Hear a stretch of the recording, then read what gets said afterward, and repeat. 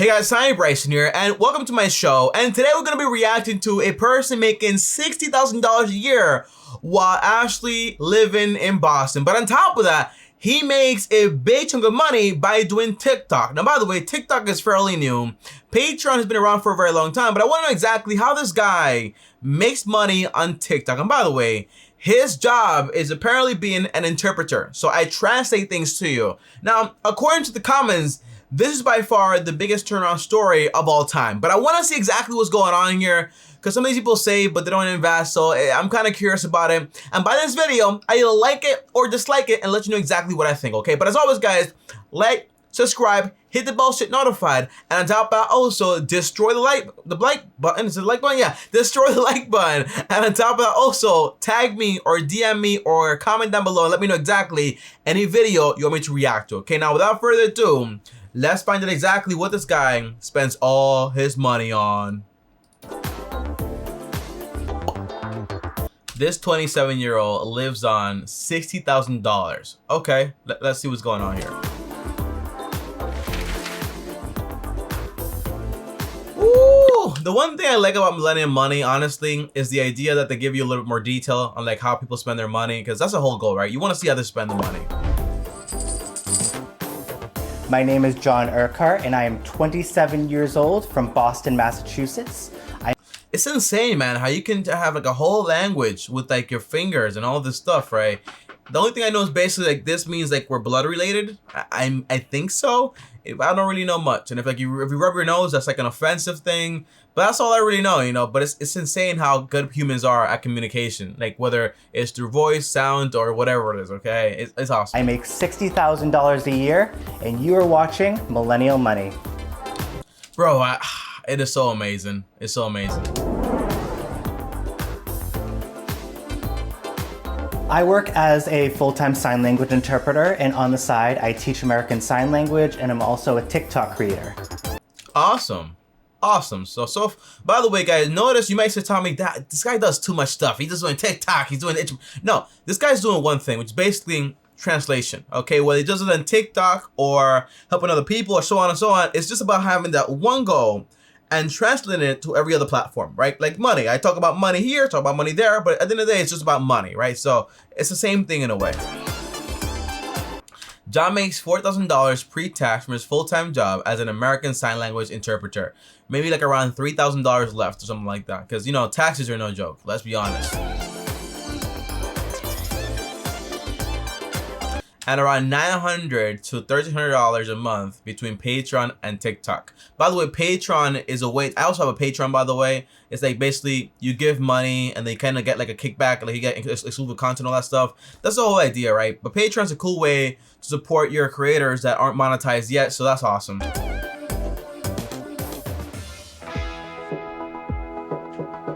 Hey you, do you know what a CODA is? So a CODA means child of deaf adult. Okay. Guys, you know, learning is amazing. Okay, so I feel like I'm gonna learn by the end of this video, so I'm looking forward to it. I think his TikTok is Drunk Creer. What does that mean? Drunk Creer? Am I reading something funny here? Drunk Creer. I don't know what that means, guys. It means you have deaf parents. And that's me. Growing up with a dad who's deaf and blind is a different. Wow, deaf and blind. That is an insane thing, you know what I mean? And people do amazing things with their disabilities.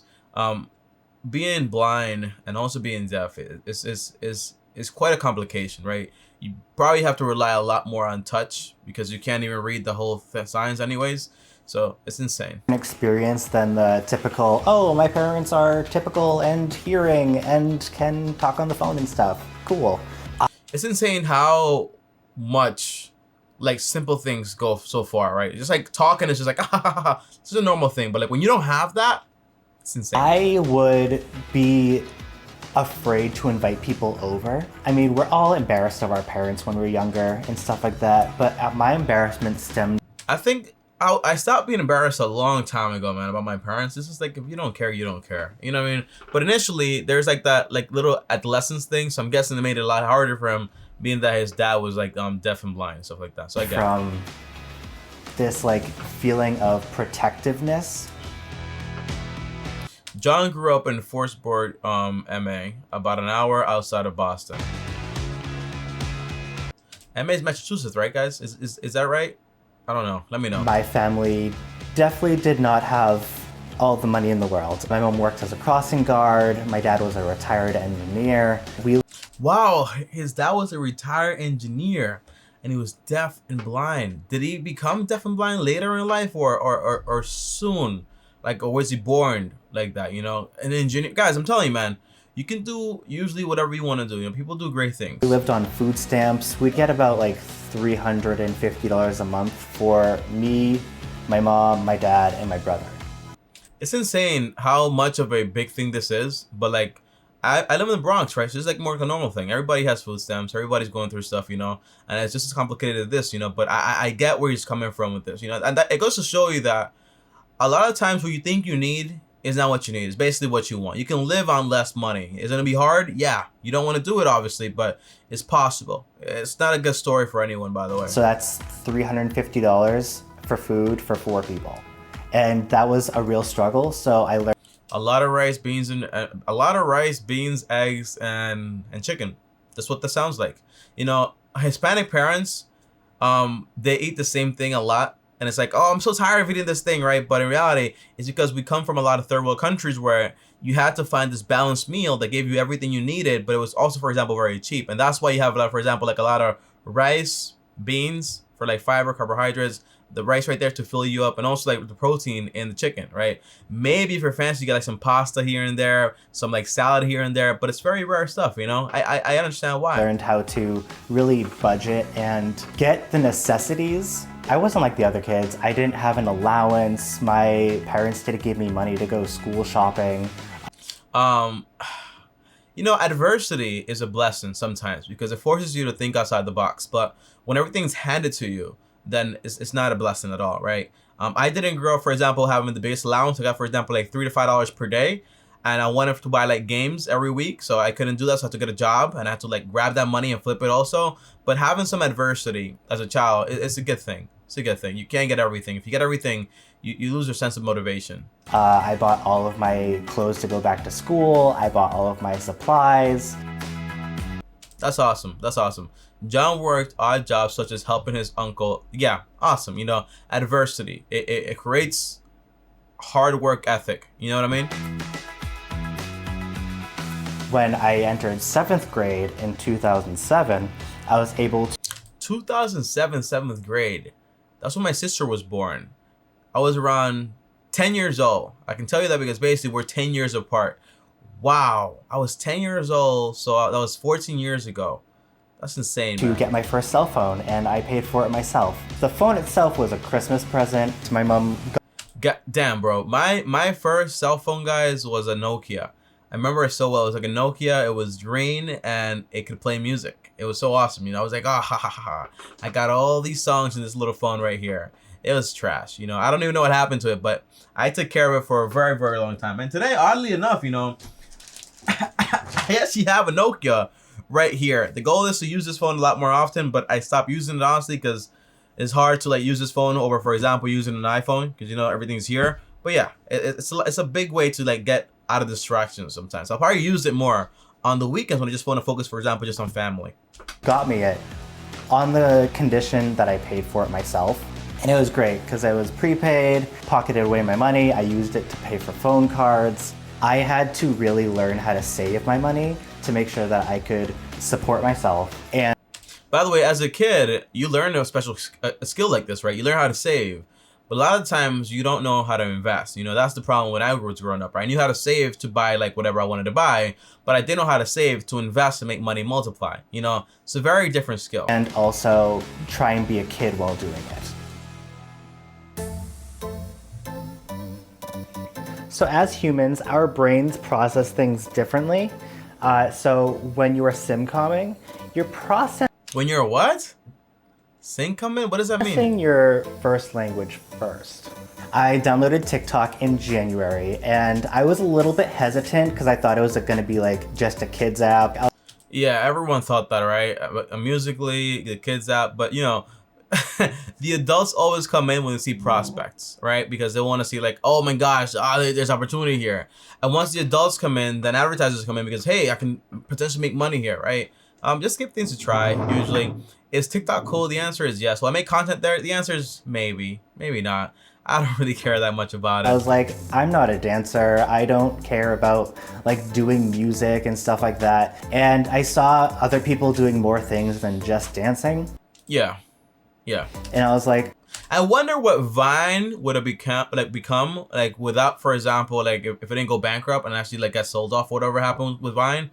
I wonder what would have happened because it was all about like comedy and all this stuff. But I wonder what would have happened because it could have been a big thing, you know, but who knows? oh, wait, I could probably do something with sign language. I posted one video just Do you really have deaf to parents? test the waters, and it got like Can they take care of themselves? 12,000 views and like 3,000 likes within like 3 hours. And I was like, That's one thing about TikTok, man. It's a little bit of instant gratification because I don't know how the algorithm works over there, but it motivates you to keep posting and posting and posting more content, right? So that's pretty interesting. wait a minute, people actually like this?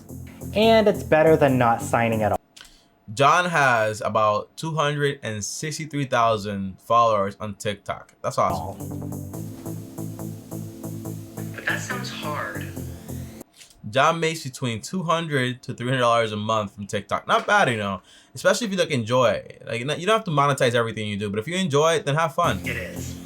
Instant coming is hard. I expose my followers to American Sign Language, deaf culture, my background growing up with deaf parents.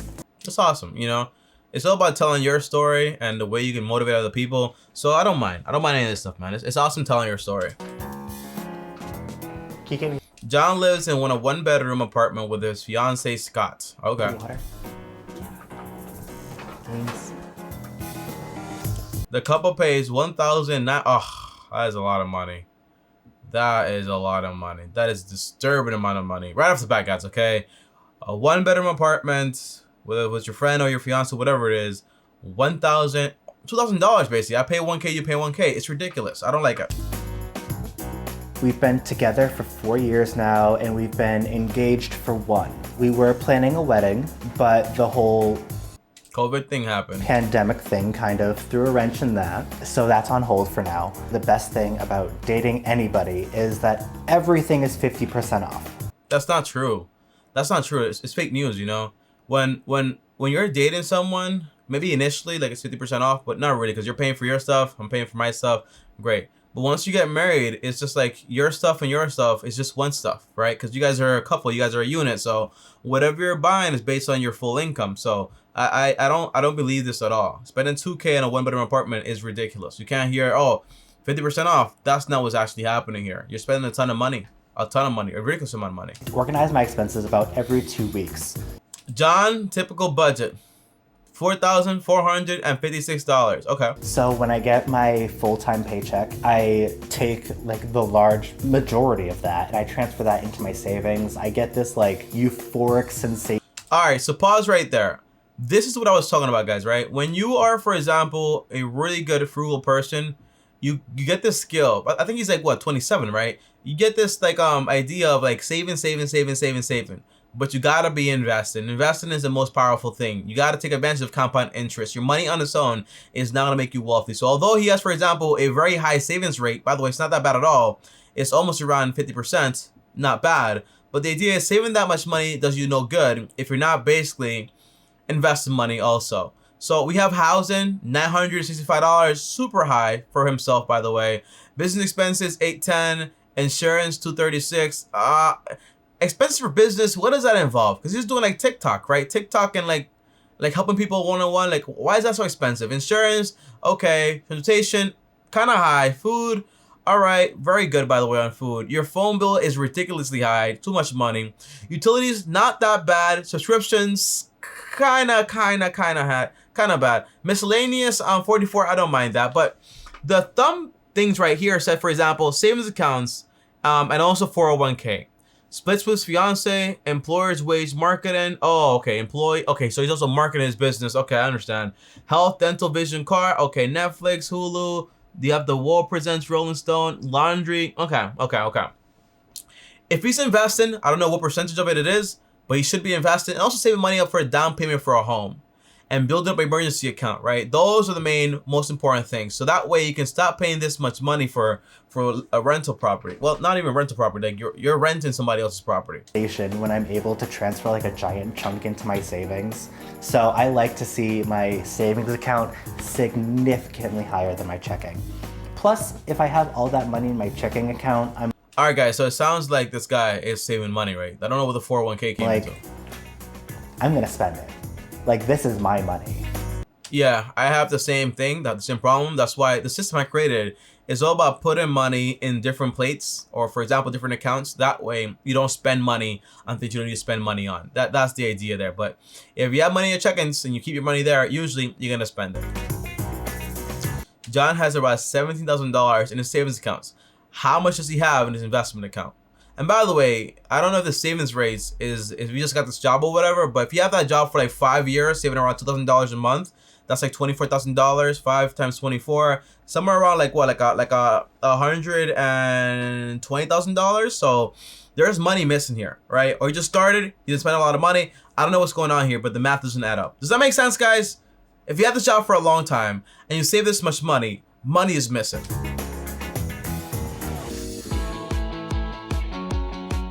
Higher education. Awesome. I definitely do think that growing up with a deafblind dad influenced my career choice. I grew up signing. I didn't use like formal sign language. I was so fortunate that when I entered high school, I took American Sign Language. Awesome. John graduated with a BA in American Sign Language from Gardner Webb University. I hope it wasn't a private school, because private schools are too expensive.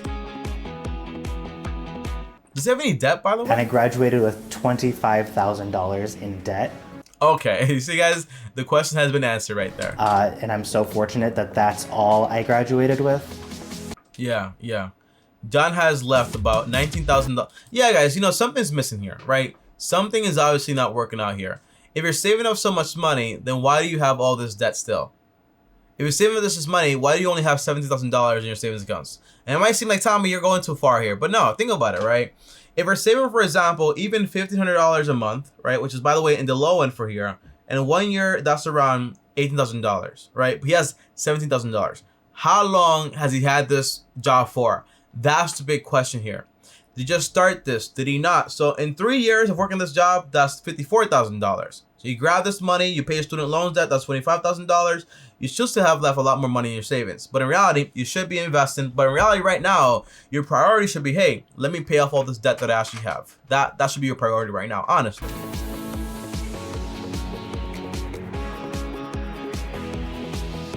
John pauses payments to take advantage of the CARES Act. People have a mix up here, right? You're not supposed to pause your payments, right? Because they pause automatically, obviously. But you're not supposed to stop paying now. You're supposed to pay more now because basically all the money is going towards the capital. So if I told you, hey, you owe me this much money, but for right now, I won't charge you interest, are you gonna stop paying me? No, pay me now. So all the money is paid off faster, and I'm not charging you anything else, right? That's the idea. But he might be hoping to get the whole debt forgiven, so that's also a part of it. So I do get that. I am currently just saving money, and hopefully by the end of quarantine and all that, I'll be able to pay off my student loans. Awesome. Okay, yeah, so he's probably waiting until we find out if we're gonna get debt forgiven or whatever, and he's maybe even saving up for his wedding and all that stuff too, because that's also part of it. John Carr was in college. He got a credit card. I also got a credit card with $2,000 in college. I maxed the heck out of that card. I maxed the heck out of that card, man. Bad decision. Let me tell you, as a college student who's making maybe a $200 every 2 weeks paycheck, and I get this line of credit for $2,000. Yeah, you just want to spend all of it. All of it. You want to spend all of it. I fell into the trap. I was like... It's so funny, man. It's like they throw this little hook at you, go ahead and bite. Come on, bite. You bite. And then they charge you a lot of money in interest. I don't have to worry about gas. I can go with my friends. All that good stuff you can do with a credit card. Yup, maxed it out just like I did. But I paid it off also. In May, John paid off his card in full. Awesome. So at least it's done with that. I was good for a while. And then I started going on vacations and Yeah, you relapse, you know, and that's why people say like, oh, you know, if you're responsible, if you're all this stuff, can you responsibly be, for example, a drug addict? Can you do that? No, right? Because it's so easy to just go ahead and swipe. That's a problem with it, right? So usually it's just better to remove it completely from you and just use like a debit card or cash. That way you're good to go. stuff like that. I was good. I wouldn't pay the airfare with the credit card, but I would put everything that I was doing on vacation That's in New York. on the credit card. Like, Oh, that's so cool. Look at that chair, guys. That chair is so cool. we all do. We're like, we'll just pay it when we get home, whatever. Well, I never paid it, and I got It's hard to pay. Guess why? Because the balance is so high. my credit card up to $5,000 It's ridiculous. in debt, and I was like, ooh, how am I gonna pay this? Oh, he has a G7X. That's a nice camera, by the way. John racked up. He paid off the $5,000 in full. You know, and it sounds like, oh, he paid it off in full, Tommy, so mind your business, right? Yeah, but did you need to spend that much money that you didn't have at that moment? The answer is obviously no. You didn't have to spend all that money. I saw my credit card statement, and then I looked on my bank account, and I was like, I have enough money in my savings to pay off this credit card. So I literally just did this spur of the moment, like day. By the way, good decision, right, to pay off this debt, but also emergency account, very important. And on top of that, start investing money, man. Investing in Dave Ramsey, take this Dave Ramsey. 5,000 from my bank and just sock it to my credit card. It was a hit. It was, but I didn't crumble from it. By the way, the key is you gotta cut the credit card, man. Stop using it. If you want to keep the credit, like the actual credit, like score, just put one bill on that credit card and then forget about it, all right? And then pay them off in full every month. That way you don't build any credit, any like credit card debt and so on. And you're good to go. But the idea of like keep using it every now and then, just don't bother. And now I am making sure to pay my credit cards on time. I have no credit card debt. It's not worth it. Being his own boss. During the pandemic, I started my sign language teaching service. I was like, I'm working from home, but now I have also all this extra time on my hands because I'm working from home. So how can I make money off of this opportunity? I was already getting pretty big on TikTok. So I used my following to take people's interest in sign language and fuel that fire and give them an opportunity to learn sign language at a... It's a perfect idea, you know, perfect idea. If you have an audience that's a source of interest and you have a product that they actually want and they're burning for, create that product, solve that problem. That's all business is solving problems. Right now, my focus is to keep my full-time job, have multiple streams of income. I want to be able to not only make money. You do that first by removing your debt, right? Building good habits, right? Move your debt by using the avalanche method, by the way. Pay the interest with the debt with the highest interest first. And then you build an emergency fund while you're also investing money, around 10 to 20% of your income. And then you start saving up for your down payment for your home, right? So then, by the way, don't buy a home with your fiance. You want to buy it with a husband or a wife, whatever you decide to do. Once you buy this home, the idea is you buy it on a 15-year mortgage, no more than 30% of your monthly income. You try to pay it off faster. Once you're done with that, while you're also investing, right? Now you own a house. It's yours, pay it off in full. You have all this income coming in, and you have freedom, right? To do whatever you want to do. And if you want to build passive income, you can if you want to, but the expenses are low to the point where it doesn't take that much anymore, right? So that's the point here. That's how you do it. But also pocket away money for the future, because I want to be able to provide for my family more than I was able to be provided with when I was younger. All right, guys. So overall, what do I think here? Great video, not a bad video at all, honestly. I actually like it. But the idea of just saving money this way, the idea of keeping things around that hurt you over and over again, like the credit card, not also a good idea also. But overall, the rent being so high, the idea that, hey, 50% off on everything, it's a bad idea, okay? Bad idea. I didn't like that part. But overall, I will give this video a like because basically, I think this information comes from a lack of understanding. So I think that once he understands this, he'll go ahead and make some adjustments and then basically start making more money and also saving more money and so on. but not saving more like investing more money. And understand, hey, like I don't really want to get into all this debt again, okay? But overall, John, pretty good video, pretty awesome story. I like it a lot. Turning something that was maybe like a disability in your life, whatever, into something that you actually can make money from, enjoy, have your passion, and be fulfilling. To me, that's like awesome, okay?